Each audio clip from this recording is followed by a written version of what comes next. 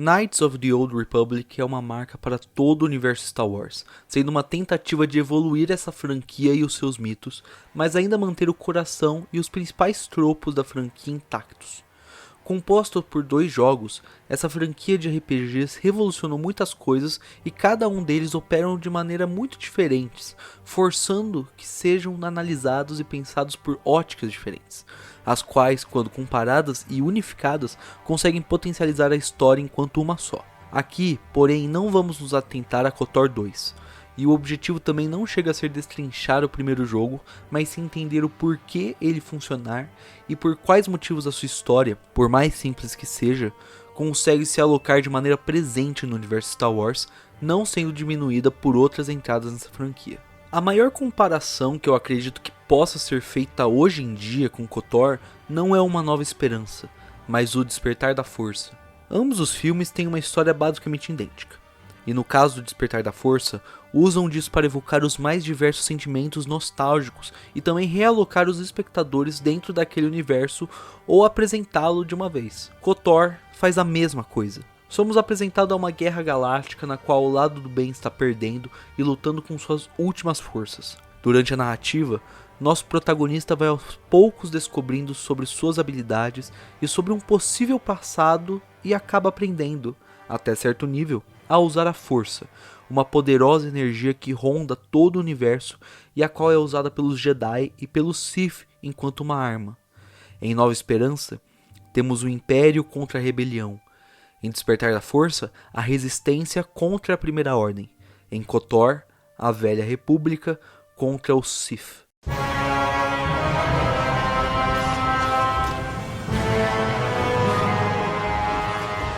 Os próprios vilões são semelhantes. Raven, Vader, Kylo Ren são homens que usam máscaras e possuem uma dualidade muito forte, com algo que os levou a cair de maneira trágica e uma ponta de esperança de que ainda possam voltar. Aqui, porém, é onde as coisas começam a mudar e onde KOTOR passa a acertar, onde a trilogia sequel errou. Depois de O Despertar da Força, temos 2 filmes que buscam reafirmar a releitura da trilogia original. Nesse processo mal pensado, mudam-se coisas quais seriam alteradas logo em seguida, e a falta de unidade faz com que um segundo filme com potencial siga para um terceiro filme que escolhe sublimar todas as novas informações e prosseguir de onde o primeiro filme parou. As consequências são pragmáticas, como a morte de Luke e a morte do Luke. Afinal, a resistência não está tão fraca quanto aparenta. Rey aprende com Leia tudo aquilo que precisa e os ensinamentos de Luke são deixados de lado. Poe e Finn seguem sendo personagens com potencial abandonado e o primeiro, inclusive, perde seu status de líder que foi conquistado no filme anterior. E Rose é apenas esquecida em prol de novos coadjuvantes sem importância alguma, mas que ganham mais falas do que a própria personagem. Mesmo Kylo Ren, o personagem que mais evoluiu no episódio anterior, acaba se tornando irrelevante. Sua ascensão para o cargo de líder supremo é indiferente, assim como a morte de Snoke se torna diante da revelação de que o mesmo era apenas uma criação controlada por Palpatine. Dessa forma, a sequência que, para o bem ou para o mal, busca criar novos perigos e diferentes temáticas para a trilogia, acaba sendo ignorada em prol da repetição temática.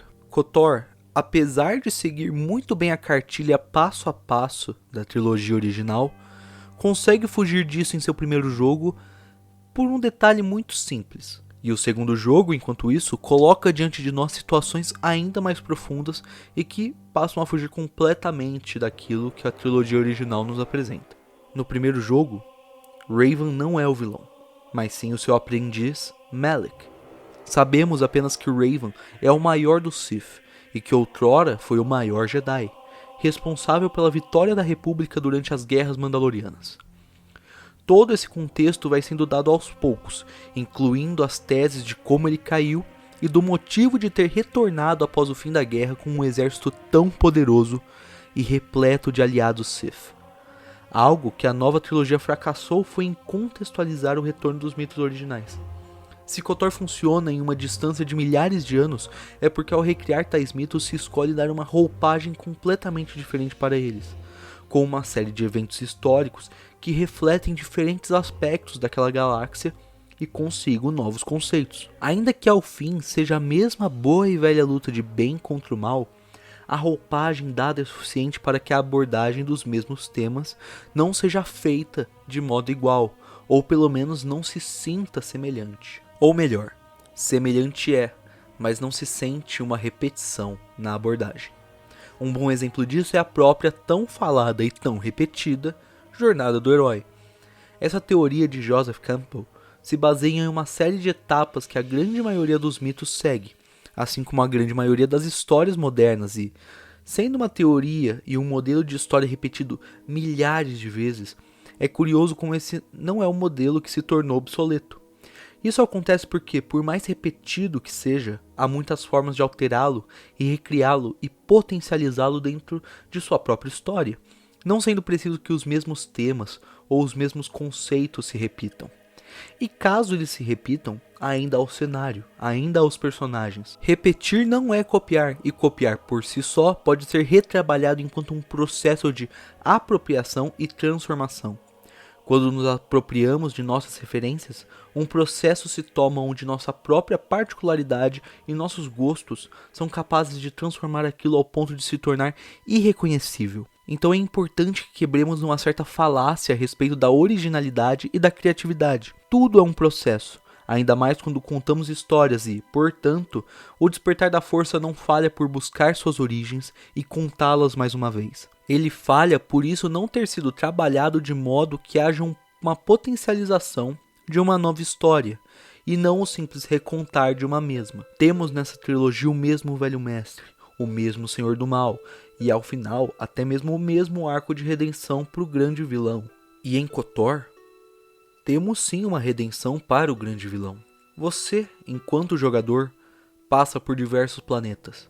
Você faz as suas escolhas, e digamos que você escolheu ir para o lado da luz. Ainda que por uma visão muito maniqueísta, sua jornada segue e você eventualmente se vê diante de Darth Malak. Você descobre quem você é.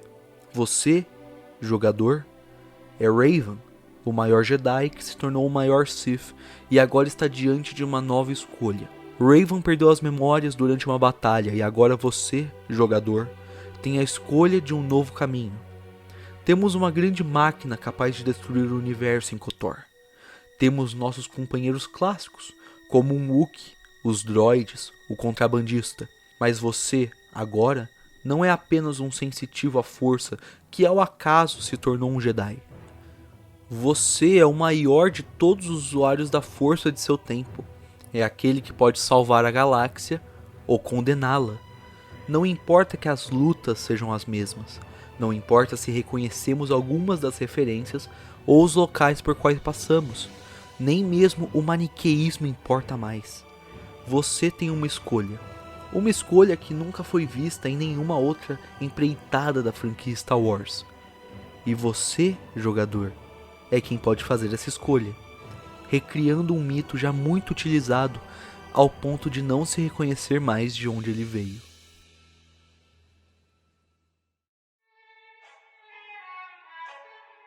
Muito obrigado a quem esteve até aqui. Esse vídeo é uma carta de amor, né, ao universo da Velha República de Star Wars e a toda a franquia também. Então eu espero que tenham aproveitado e para quem não conhece essa faceta, né, do passado do universo Star Wars, eu recomendo muito que vão atrás, seja de vídeos sobre esse período ou dos jogos clássicos que estão para se jogar no PC, Nintendo Switch, enfim, várias plataformas. Eu acho que é algo essencial, mesmo que eles já estejam um pouco datados, né, hoje. Eu acho que ainda tem muita coisa boa para tirar deles. Então, espero que tenham aproveitado o vídeo, curtam, se inscrevam no canal, compartilhem esse vídeo, comentem aí embaixo qual a relação de vocês com Star Wars e o que vocês pensam sobre esse trabalho, né, de recriar mitos e tudo mais.